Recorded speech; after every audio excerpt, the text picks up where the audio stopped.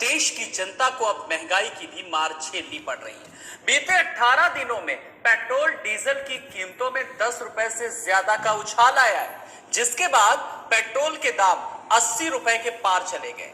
वहीं देश में ऐसा पहली बार हुआ है जब डीजल ने कीमतों के मामले में पेट्रोल को भी पीछे छोड़ दिया होगा। तो करें, राम बाबू रस्तोगी जी हमारे साथ हैं। राम बाबू रस्तोगी जी, आप आम जनता की आवाज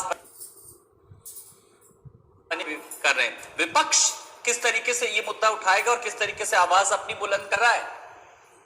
आलोक जी, देखिए, जब 2014 में केंद्र की सरकार बनी थी आदरणीय नरेंद्र मोदी जी के नेतृत्व में, और इसके बाद में जब उन्होंने जुलाई में जीएसटी लागू किया था, आदरणीय प्रधानमंत्री जी ने यह कहा था कि वन नेशन वन टैक्स पे देश होना चाहिए।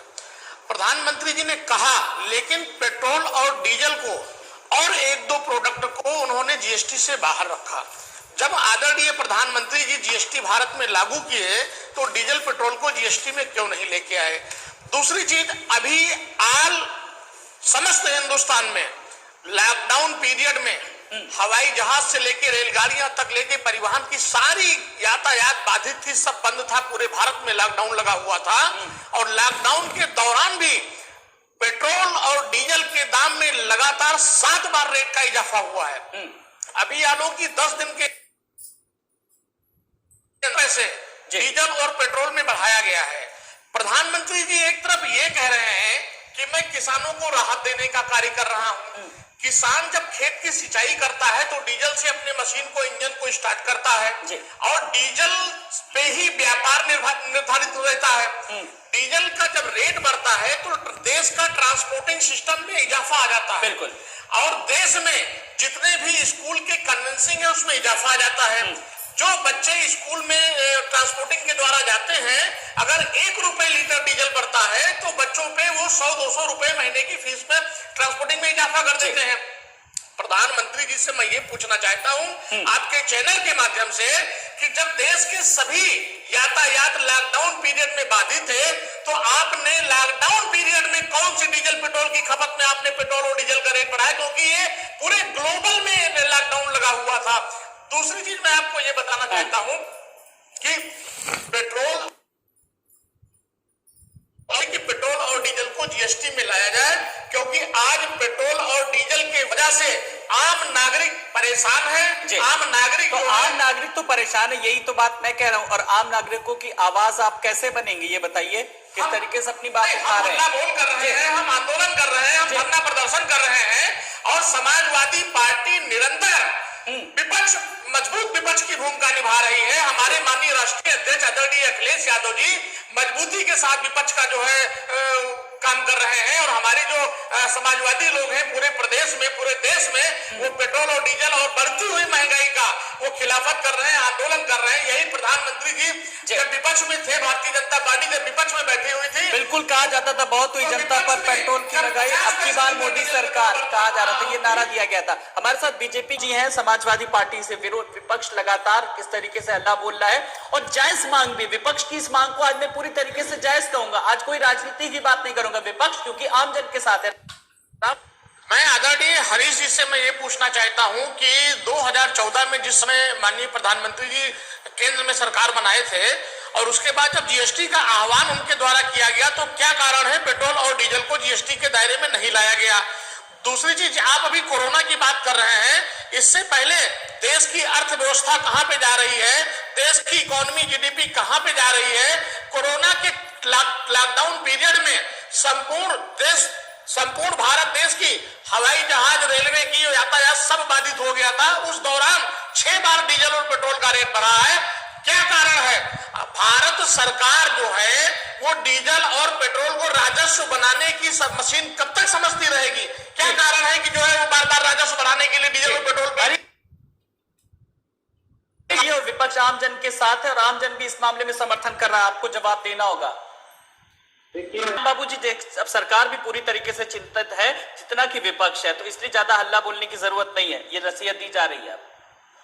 हरीश जी, मैं ये पूछना चाहता हूं कि जैसे सरकार ने देश में पेट्रोल और डीजल में लोगों को राहत दे रही है, ऐसे किस किस चीजों पे महंगाई बढ़ा के देशवासियों को राहत देना चाहती है।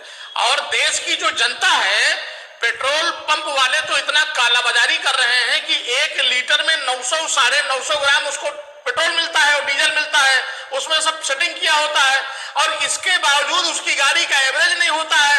पेट्रोल भराने वाला आदमी वो इतना त्रस्त हो गया है, बिना गाड़ी का मत देने की बात कर रहे हैं। कोरोना काल में प्रधानमंत्री और मुख्यमंत्री सरकार से ज्यादा देश के जितने भी संगठन हैं, उन लोगों ने कोरोना काल में देश की जनता का सेवा किया है। कई लाख करोड़ रुपए प्रधानमंत्री और मुख्यमंत्री के राहत कोष में आया है। इस राहत कोष का पैसा कहां पे उपयोग किया जाएगा? देश का राजस्व जो देश का राजस्व है, राजस्व बढ़ाने का बटन आपने एक लगा रखा है, उस बटन के सामने लिखा है डीजल और पेट्रोल, तुरंत दबा दीजिए, पेट्रोल और डीजल का रेट बढ़ जाएगा, देश में राजस्व आ जाएगा खजाने में। ये खेल कब तक चलता रहेगा? चलिए जवाब हरीश जी से ले लेते हैं। हरीश जी। राम बाबू जी, पहली बात तो ये कि हरीश जी, मैं आपकी बात से सहमत हूं, लेकिन बहुत हुई महंगाई की मार, अब की बार भाजपा सरकार, ये नारा किसने दिया था? बहुत हुई तो 2014 से 2020 का आप आंकड़ा निकाल लीजिए, पेट्रोल और डीजल क्या रेट है? 62 रुपए 33 पैसे में डाला था, 62 रुपए 33 पैसे में डाला गया जब प्रधानमंत्री जी बैठे थे, और उन्होंने कहा प्रधानमंत्री जी बताइए भारत का नोट पतला क्यों होता जा रहा है, छोटा क्यों होता जा रहा है? आज 72 रुपए 78 पैसे में डॉलर पहुंच गया है। ये समय है समस्या के समाधान का। सवाल ये है कि कीमतें अगर बढ़ी है तो लोगों में आक्रोश भी है। पवन धवन जी, बाबू जी से ले लेते हैं। अब देश के पास अब महंगाई की भरपाई के लिए अब कोई क्या करेगा? यही एक माध्यम था, तो अब अगर सरकार के पास यही एक माध्यम है तो विपक्ष फिर बेकार में हल्ला बोल रहा है। हरीश जी, मैं आपके माध्यम से केंद्र सरकार और राज्य सरकार तक ये बात पहुंचाना चाह रहा हूं, तो 10 साल पूर्व के जो सांसद और विधायक हैं, जो एमएलसी हैं, जो राज्यसभा है, इन लोगों की जो पेंशन जा रही है इसको बंद कर दीजिए। जो मंत्रियों पे अनावश्यक जो खर्चे हो रहे हैं इसको बंद कर दीजिए और इस पर लगाम लगाइए सरकारी खर्चों पे। क्या देश की जनता एक अच्छा सुझाव आया, जल्दी से समय नहीं, लेकिन कट टू कट सवाल के कट टू कट ये सुझाव हरीश जी आपको कैसा लग रहा है? क्या देश की जनता ने ही ठेका ले रखा? जो राम बाबू जी ने सवाल उठाया है, आम जनता ही क्यों प्रभावित हो हर बार? राम बाबू जी ने तो सुझाव दिया और निश्चित रूप से सकारात्मक सुझाव है, लेकिन राम बाबू जी की पार्टी वाले ही उनको कोसने लगे और इससे ये जहाँ सरकार ने किया तहाँ आप दूसरा डिबेट लेकर के आए, तो वो ठीक है, वो भी एक सकारात्मक सुझाव है। लेकिन आपने हाँ या ना में जवाब नहीं दिया हरीश जी, आपने डिप्लोमेटिक जवाब दिया। सरकार के का सुझाव है, सरकार इस पर विचार करेगी, उनके मुद्दा। लेकिन एक अच्छा सुझाव आया था। पवन जी, एक फाइनल कमेंट के तौर पर मैं आपसे भी इस सवाल का जवाब चाहूंगा। जो राम बाबू जी ने जो सवाल उठाया था, क्या ये वाजिब? एक शुरुआत तो की जा सकती कम से कम। क्यों आम जनता ही सबसे ज्यादा प्रभावित हो हमेशा हर काल में, चाहे वो कोरोना काल ही क्यों ना हो? देखिए, ये इंडियन डेमोक्रेसी है और इंडियन डेमोक्रेसी की एक खूबसूरत बात यह है कि हर व्यक्ति को अपनी बात कहने की पूरी आजादी है, और जैसा वो कह रहे हैं उसमें कुछ गलत भी नहीं है। बट क्या हमारे और आपके कहने से ये चीजें हो जाएंगी?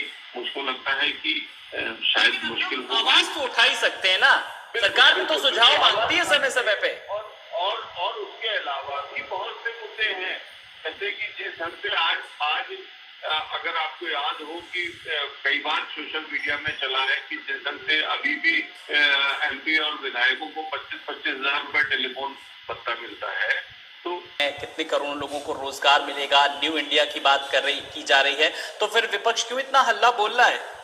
विपक्ष हल्ला इसलिए बोल रहा है कि मैं खाली उत्तर प्रदेश की बात कर रहा हूँ, संपूर्ण भारत की नहीं कर रहा हूँ। उदाहरण के तौर पर उत्तर प्रदेश पेश कर रहा हूँ। सरकार बनाने के लिए 203 विधानसभा सीटें पर्याप्त थी, जनता ने 325 सीटें दिया, उसको सरकार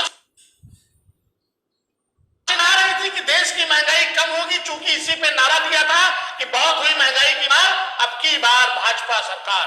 और उसी सरकार के झांसे में आके देश की जनता प्रभावित हो गई। आज देश की जनता खुद एहसास कर रही है कि हम कहाँ थे और कहाँ आ गए। वैसे 250 रुपए का सिलेंडर लेके और सीना पीटने वाले, हाय हाय करने वाले, अच्छे दिन दिखाने के नाम पे 730 रुपए। चलिए, जब अच्छे दिनों की बात चली तो कहीं ना कहीं इनडायरेक्ट वे में आपको भी कहीं ना कहीं फायदा मिल रहा है। अब आप पूछेंगे आलोक जी कैसे? वो फायदा इसलिए क्योंकि देखिए अब पेट्रोल डीजल महंगा हुआ है, और अब बात करें जो 4 व्हीलर चलाते थे वो 2 व्हीलर पे आ गए, 2 व्हीलर वाले अब साइकिल पे आ गए, तो साइकिल पे आ गए तो आपका प्रचार हो रहा है पार्टी का। जी जी जी, प्रधानमंत्री जी ने कह दिया आत्मनिर्भर बनिए, यानी कि कंपनी की गाड़ी न चलाइए, साइकिल चलाइए, पैदल चलिए। अरे तो प्रचार तो आपका हो रहा है। चलिए, इसका कितना फायदा मिलेगा आपको, चलिए, और कितना आप जनता की आवाज उठाते हैं। बहुत बहुत शुक्रिया हरीश जी आपका भी, जनार्दन जी आपका भी, राम बाबू जी आपका भी, पवन धवन जी आपका भी बहुत